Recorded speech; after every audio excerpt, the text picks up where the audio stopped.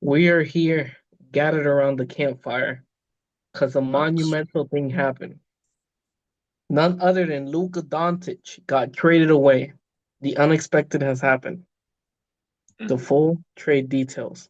The Dallas Mavericks somehow decided that they were going to trade Luka Doncic, Maxi Kleber, and Marquise Morris to the Los Angeles Lakers Mm. for Anthony Davis, Wow. Max Christie, and one first round pick for 2029. Not two, not three, not four, not five, but one first round pick.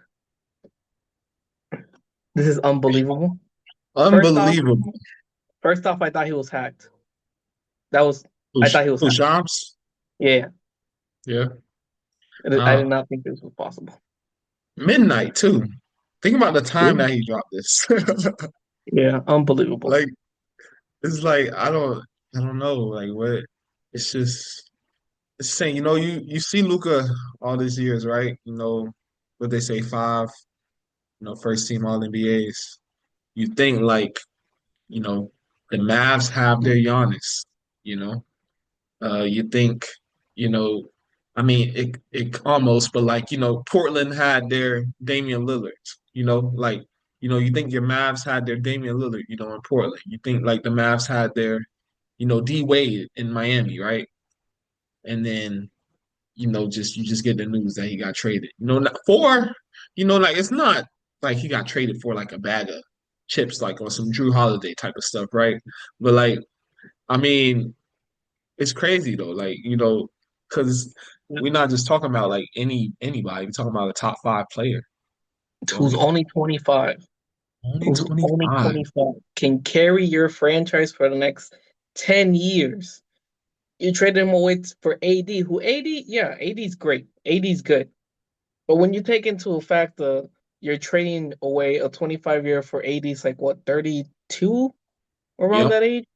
Hmm. You only have like a good 3, 4 years left of him. And at that, because AD got those injury problems. Right.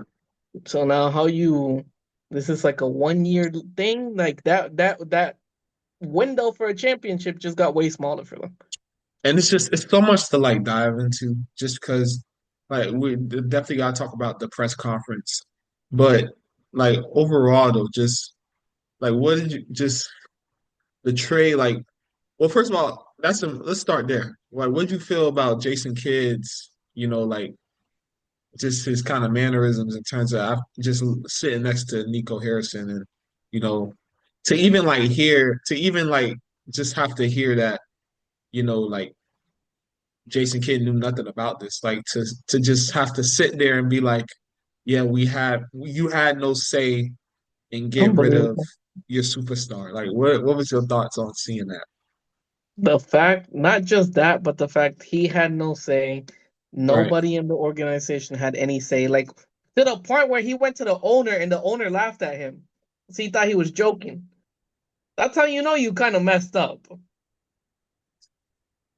And I don't know. and then to only go to one team, like just go straight to the Lakers and not Yeah.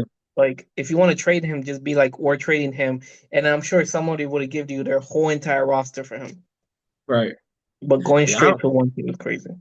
Yeah. It's interesting. I mean, I just don't know. Like, that's a big call to me.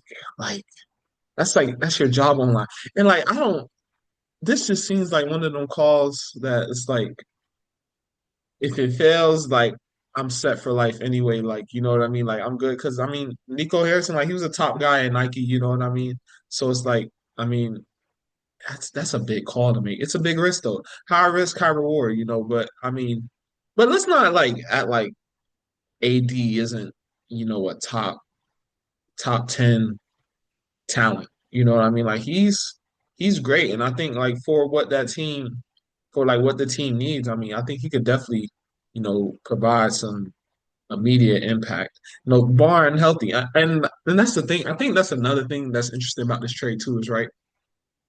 It's kind of like you have two guys that are kind of like who are like injured, like you who are constantly like injured, like banged up a little bit, right?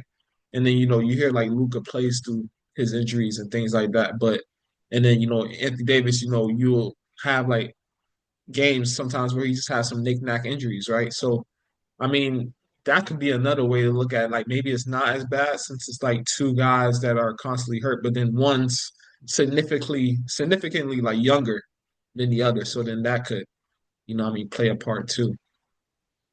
But Luka, yeah, Luka and LeBron gonna be a crazy duo. crazy dude. Oh my God. I mean, if the Lakers figure out how to get a center somehow, because now they have zero centers.